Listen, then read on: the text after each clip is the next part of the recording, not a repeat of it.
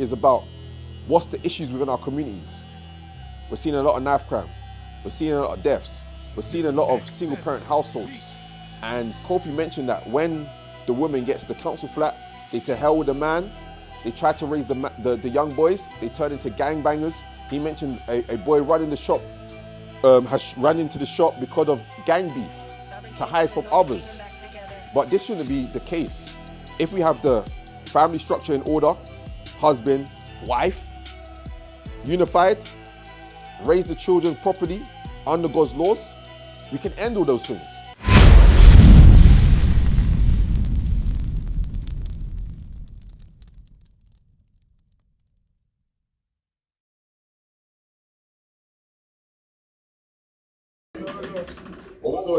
What we're teaching is the commandments of God.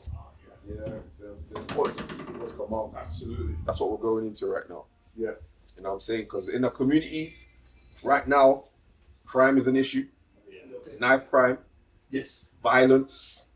You know what I'm saying? Yeah. Even the understanding of marriage is not really known when it comes to our people. It's kids having kids. Yeah, kids having kids. So isn't it like, they're just teenagers or they're not really. I stopped cutting teenagers' hair. I don't want no nonsense. They're not really. One time I showed a boy, he ran to the shop. Yeah. You know, barbers, we cut bad boys from Lewisham. Yeah. I think, those are, this zone. Yeah. He ran to the shop, like, the guy was panicking. And they just walk past. Yeah. Why should you stop me? This goes back to what we read earlier. Because we're so destroyed, we have that hatred one to another.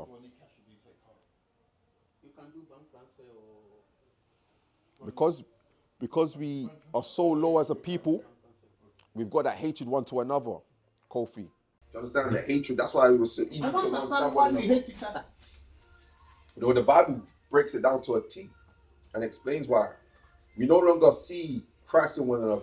But if we saw Christ in one another, we would think twice before we put a weapon to our brothers. We wouldn't want to do such thing. I'm saying, if we saw Christ in one another, we wouldn't lay down with our sister and then leave her with a pregnant with a baby. And my grandmother was a good person. And at times, the boss, they visit you. You need to be nice to mankind. They text they text you. The boss, the lesser boss, they test you. Oh, they test you? Right. No, they'll come in a woman form to ask you, can I use the toilet? Can I do this? But now, churches, when I see Nigerian pastor, Ghanaian pastor, I'm turning back. Hey. No, it's a fact. Because I used to go to church, the Polar Seal. Okay. And this pastor told me, because I used to live in Brighton, I broke my knee. That's why I ended up being a barber. Right. Because I don't want to put pressure on my neck. Yeah. Then we used to go for prayers only Thursday. Then this guy, now I want to ruin my life. No. You know the term self-gratification. Yeah, well, I think that's the essence of all the violence and crime. In fact, people are not educating themselves enough to say, I'm not going to self-gratify myself by assaulting somebody, because that's all it is. Yeah. You need to immediately release yourself. Yeah. Some people know about that. They know that, you're thinking in the long range, that if you can withhold that moment of gratifying yourself, a couple of days from now, you've done better things. It's betters your life, betters your circumstances. And you see, the problem now is our women. War leads to... The moment they get a council house, they don't need a man. Oh, I can look after them. I can do this. That's right, You can't. You see, men. Start back in First Corinthians. No, you see, men. Yeah. My dad used to work away. Yeah. My dad will come Friday afternoon. From Friday to Monday morning before my dad leave, I change my lifestyle. Because the moment you see the man's face, nobody tells you, no discipline, but you need to discipline yourself. But women can. How can you bring a kid up? Women can bring a kid up. is a man. I like that. I like that. Let's read this. Continue. Let's read this. My dad, Yeah, let's read. So what we're going to establish is my dad will call you into the room the family 8 p.m. and we'll just coffee. lie in the bed, look at the ceiling. Yeah. I swear, you'll be panicking. Yep.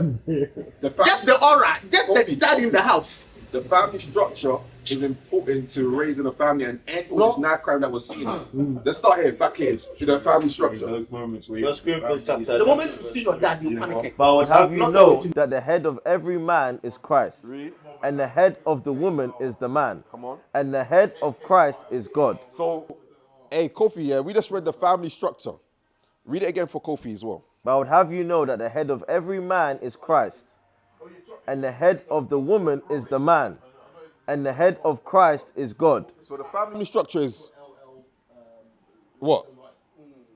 God, Christ, man, woman. That's the order that was established. And if we follow that order, all it was talking about in terms of the woman can't raise the children, it wouldn't be the case because there'll be husband and wife in the house. The head of the house will be the husband, right? Read on. Verse 4, every man praying or prophesying, having his head covered, dishonoreth his head. So we spoke about prophesying, right? Right now we're in the spirit of prophecy. Is your head covered right now? Is your head covered? Is your head covered? Yeah. Where's your head? Is it covered? Okay. So it said if your head is covered, what happened? You're doing what? Dishonoreth his head. You're dishonoring your head. Who's the head of every man? Who's the head of every man? The head of every man. Yeah. Christ.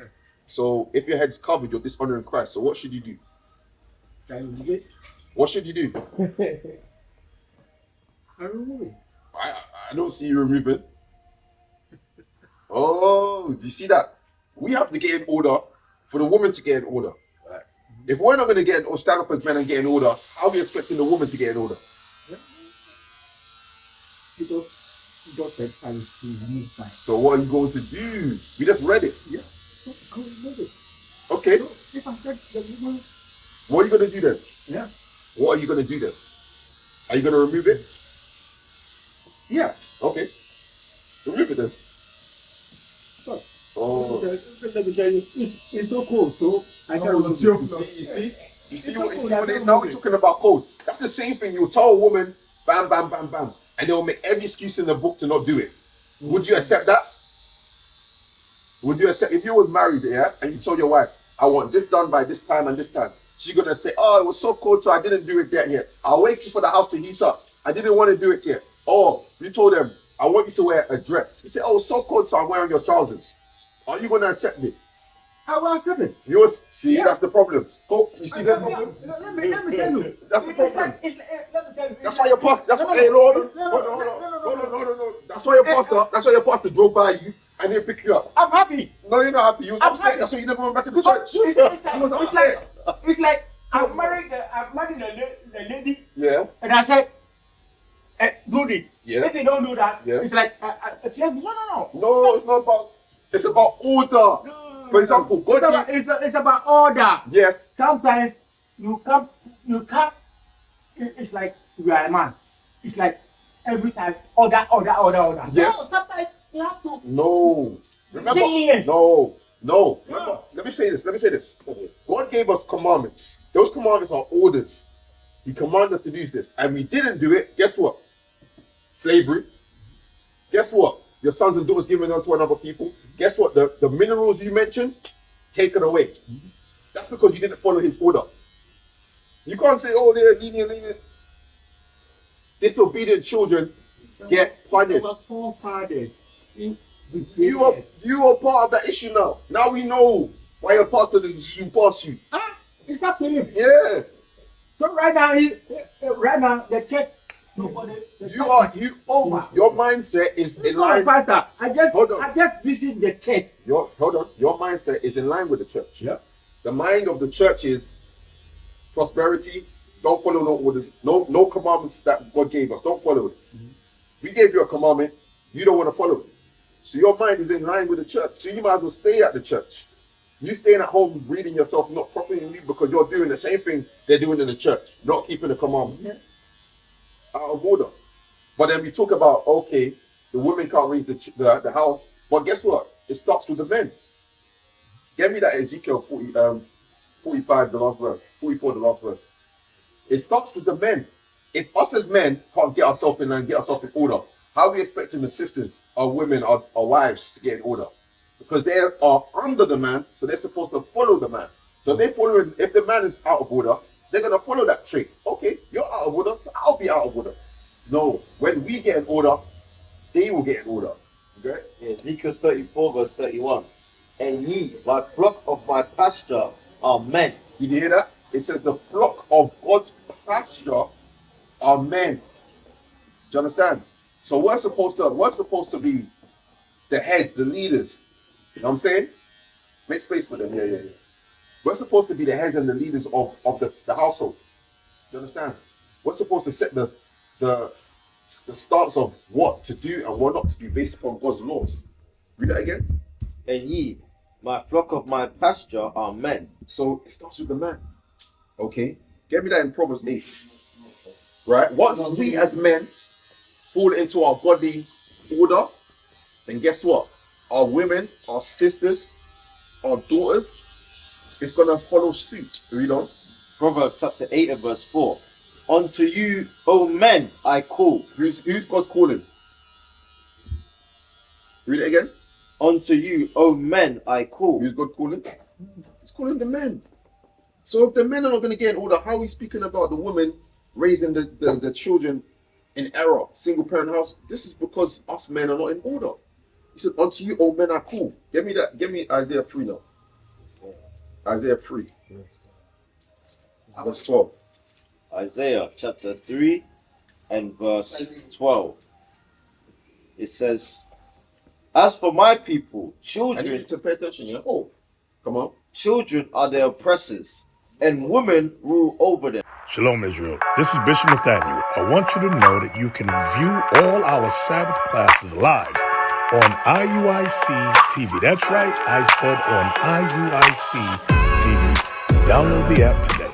Oh, what's your name, sir? Saf. No, not something. Because you were speaking about earlier. Oh, me? Yeah. Troy. Joy, yeah? Yeah. Troy. Yeah. So why? It says women are oppressors.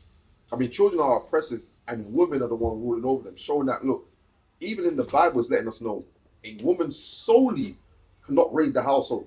You know what I'm saying? A woman can raise a female daughter, but you can't raise sons. Definitely not if she's a young woman, like, you know. What if she's an older woman? Yeah. Can a woman really raise an older woman raise sons to be men? No, that's the thing, yeah. It's not going to happen. It's not going to happen. Yeah. But that's what is in our community more time. More time, there's lack of marriages, and there's a lot of single parent households. Like you said, Kofi said, as soon as they get the council flat, to hell with the man. To hell with man. I don't need a man anymore because I've got this. The government is my husband. I go to them for the benefits. You married, sir? All praises. And normally, because within our community, it's not there that much. But we need to reverse the cycle. What we're speaking about with Theo, Kofi, Troy is about what's the issues within our communities. We're seeing a lot of knife crime. We're seeing a lot of deaths. We're seeing a lot of single parent households. And Kofi mentioned that when the woman gets the council flat, they to hell with the man. They try to rape the young boys. They turn into gangbangers. He mentioned a boy running the shop, running to the shop because of gang beef to hide from others. But this shouldn't be the case. If we have the family structure in order, husband, wife, unified, raise the children properly under God's laws, we can end all those things. Are you a Christian? You go to church, you teach your family the principles of God, certain commandments. Right, so now, let me ask you one law. If, go back to 1 Corinthians 11, we just read something from Theo that he didn't want to apply. All right, in terms of the order of the house. 1 Corinthians 11 and 4, 3. 1 Corinthians chapter 11 and verse 3. But I would have you know that the head of every man is Christ, and the head of the woman is the man, and the head of Christ is God. Do you agree with that order? God, Christ, man, woman. Read. Every man praying or prophesying, having his head covered, dishonoreth his head. What do you understand about that? Every man is having his head covered. That means God is the head of the man. Right, so God is the head of the man, right? Christ is the head of the man. But if you're prophesying, to prophesy is when you speak about Christ, you speak about the testimony of Jesus, which is the Bible, you're in a spirit of prophecy. So if while you're speaking about it, or it's coming to your ears, someone's teaching you, you're having a conversation, and your head is covered, meaning this is your head. Christ is the head, but if your physical head is covered, while you're in that spirit of prophecy, you're dishonoring your head, which is Christ. So while we're going through the scriptures, while the scriptures is coming up, should our heads be covered? I'm not getting the last one. So while we're going through the scriptures, well, this is the testimony of Jesus. Yes. While we're bringing it out, see, we have our heads covered. Because if your head's covered, you're dishonoring your head. Who's our head? Christ. So if you have our heads covered, if you have our heads covered, equals dishonoring Christ. You still be dishonor Christ. I think it doesn't mean that's my opinion. I think it doesn't mean physical covered, but it's spiritual covered. Like Spiritual cover. Yeah. So how do you spiritually cover your head? like seeing God or Christ as your leader or your head.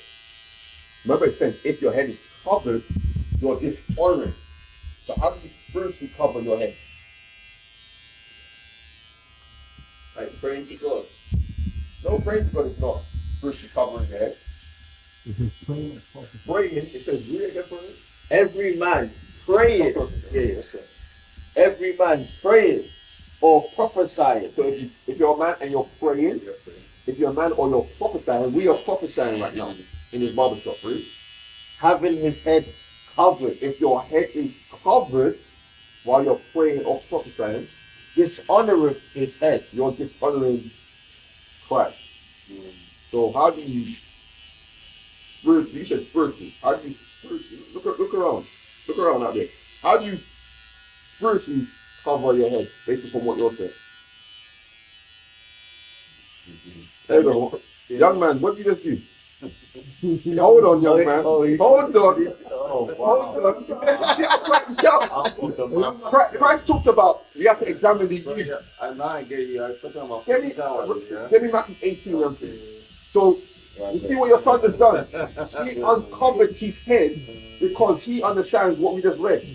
And that's what Christ said when it comes to repentance and the kingdom of God. He said, look, examine a child. They will go a smart Matthew chapter 18 and verse 3. And said, Verily I say unto you, except ye be converted and become as little children, ye shall not enter into the kingdom of heaven. Because we read it, boom, understood. We read it, you said, oh, according to my opinion, because all us as elders, we have our own opinions, own thoughts. No, we just have to humble ourselves. What did it, as plain as day, what did it say? Head covered equals dishonoring. Okay, let me uncover my head so I don't dishonor. He uncovered his head. So what should you say to son number 2 then? What should you say? What should you say to son number 2? Cover your head. Micah. Uncover your head. Oh. There we go. All praises. So now, that's a simple law in the Bible. Now, that's just one of many. But again, Proverbs 22 and 6. When we start to train our families up in these laws, these principles, and these disciplines, it will save them from the streets.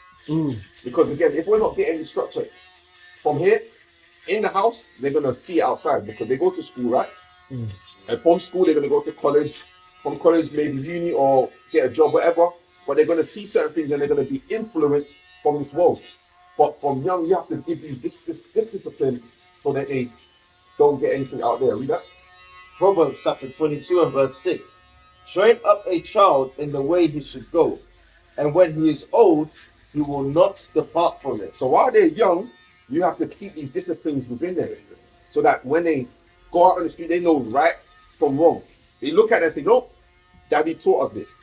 No, daddy taught us that. Someone's gonna say, oh no, let's go and get girlfriend. No, you're gonna save yourself from marriage. You're gonna learn the principles of what it means to be a man beforehand.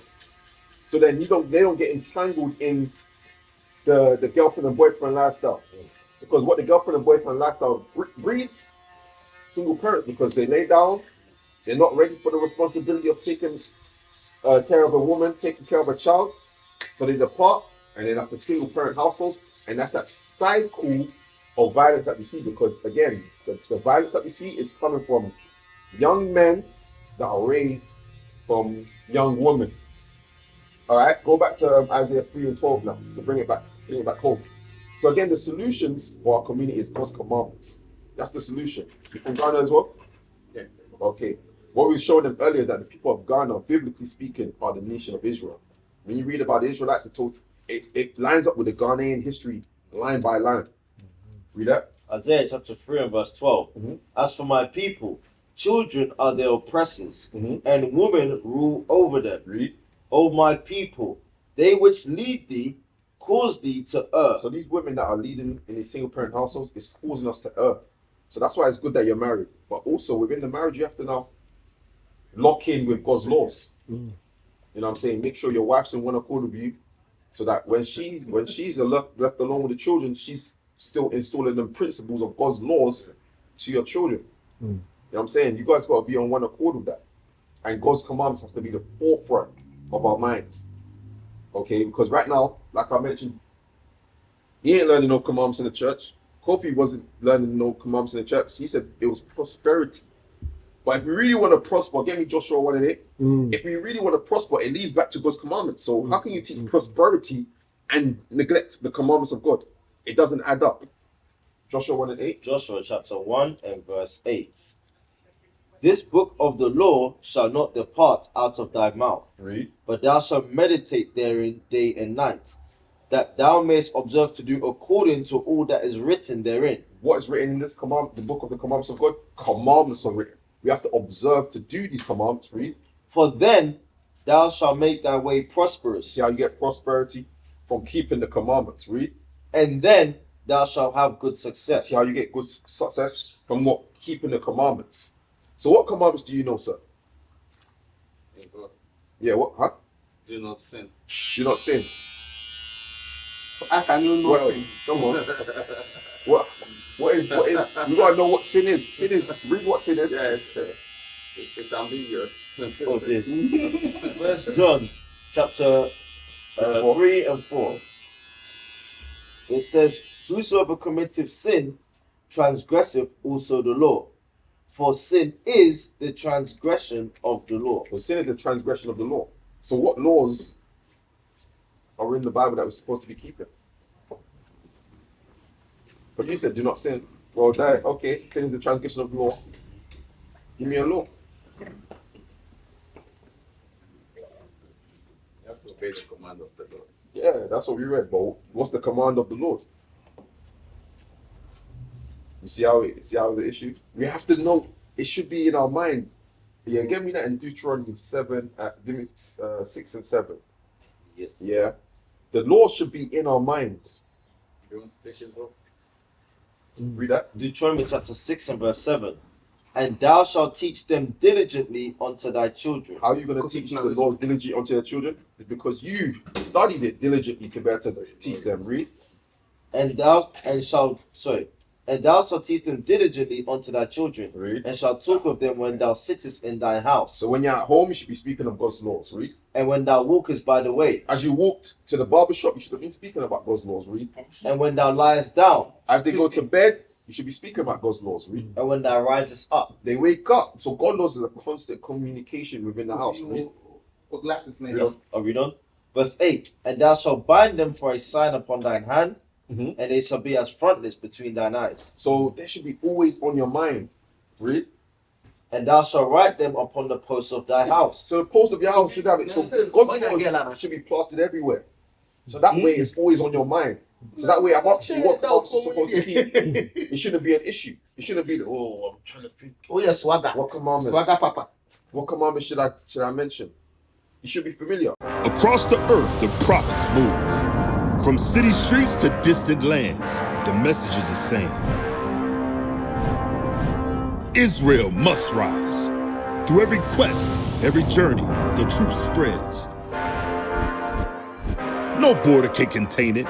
No distance can silence it. Our nation lives in every moment.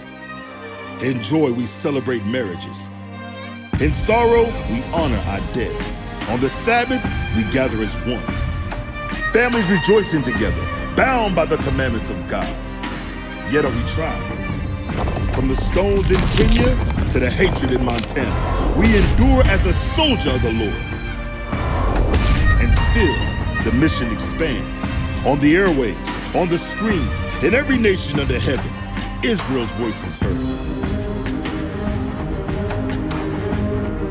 We build our communities. We raise our children in royalty. We restore what was broken. We clean what was defiled. We show the world who we are.